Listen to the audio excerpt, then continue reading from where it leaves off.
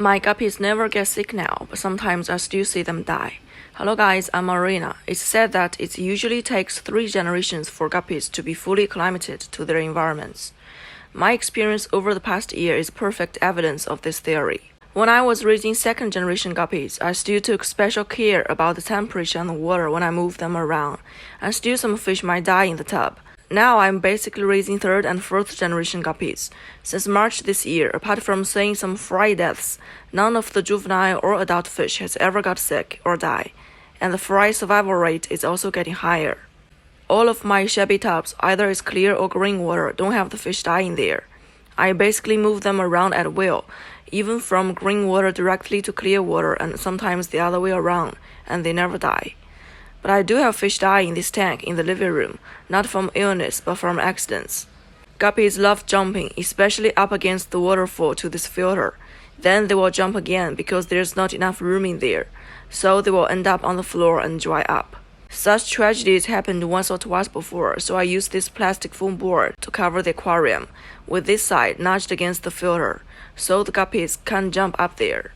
The other day, I inadvertently pushed the board up a little bit, so the board couldn't keep the guppies down anymore. After a few days, it seemed to me that guppies in the tank were not as many as before. I took a look and found 4 males and 1 female on the floor.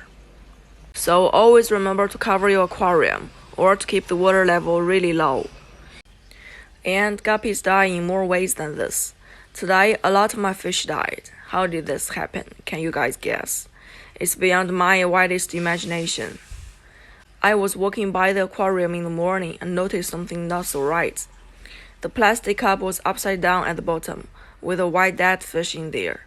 In that very moment, I realized what happened. I turned on the light and lifted up the cup with a tweezer, and several dead fish floated out from under the cup. I collect brine shrimp into these cups and sometimes would throw them in the tank for the guppies to finish up any shrimp left on them.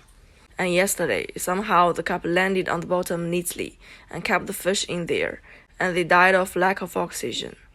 The casualties include a ribbon blue lace, a ribbon grass, a medusa, 3 female guppies, and 1 female tetra. There are only a few female guppies in this aquarium. It's because the guppies were reproducing too much for me to handle. So I started putting the females together in this tub after their latest birth, separating them from the males. Look how many there are. This means I delivered about 40 broods in the last week. There are very few females in the big tub, yet 3 of them died.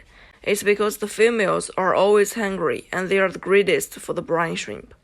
When the cup was dropping down, they got under it, unaware of any danger. The tragedy should have happened when they were busy taking in the brine shrimp and gradually felt the lack of oxygen. Well, the tragedy certainly should not be blamed on their greediness, but on my carelessness. Before this, I never thought about how the cup would land on the bottom. For the countless times I threw the cups in there, they would always land with the opening up or to the side. Even if the opening was downward, the cup would land on some coral or pebble, leaving an opening for the fish to come in and out.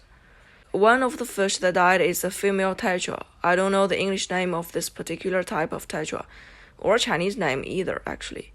Here she is. I found her to be carrying eggs in April, but could not breed it because there was no male. She was the only one of her type that I bought. Over the past 3 months, she's got so much bigger and so much more pregnant. And I had been thinking about getting a male to breed with her, but then here she is.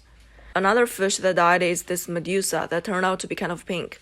It's a pity because it is the only one that turned out like this and is kind of special. Anyhow, if our fish get sick and cannot be cured, there's nothing we can do. But if they die out of reasons that could have been avoided, it makes me feel really bad. That's all for today, guys. Remember to subscribe. Bye-bye.